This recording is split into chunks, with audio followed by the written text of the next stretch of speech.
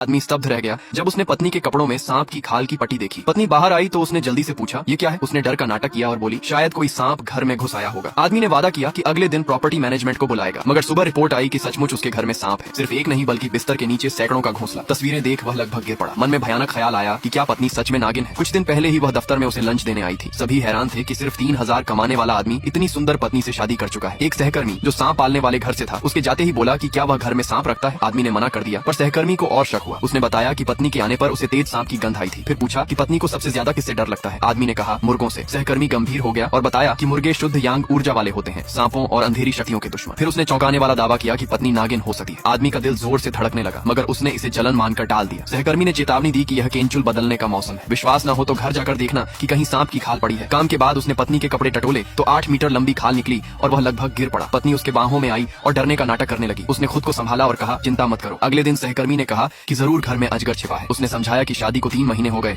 मगर पत्नी ने अब तक बिस्तर साझा नहीं किया। इसका एक ही मतलब है कि वह पूरी तरह परिपक्व नहीं हुई। इंसानी रूप लेने वाला सांप बच्चे तुरंत नहीं पैदा कर सकता, केवल एक बार केंचुल छोड़ने के बाद ही परिपक्व होता है, पर वही उसका सबसे कमजोर समय भी होता है। ताकत वापस पाने का तरीका है अंतरंग होकर साथी की जीवन ऊर्जा चूसना। आदमी गुस्से से भर गया और बोला कि उसकी पत्नी दानव नहीं हो सकती। सहकर्मी ने हिसाब लगाया कि 3 दिन में वह फिर केंचुल छोड़ेगी और कमजोर हालत में उसी पर टूट पड़ेगी। उसकी सारी ऊर्जा खींच लेगी जब तक कि उसके शरीर से खून न निकल आए। सहकर्मी ने एक लकड़ी का डिब्बा दिया और कहा, इसे हमेशा साथ रखना, यह संकट में जान बचाएगा। आदमी ने पत्नी से अंतरंगता का सुझाव दिया। उसने मना कर दिया। जब उसने दबाव डाला तो पत्नी बोली, उसने पहले ही गेस्ट हाउस बुक किया है।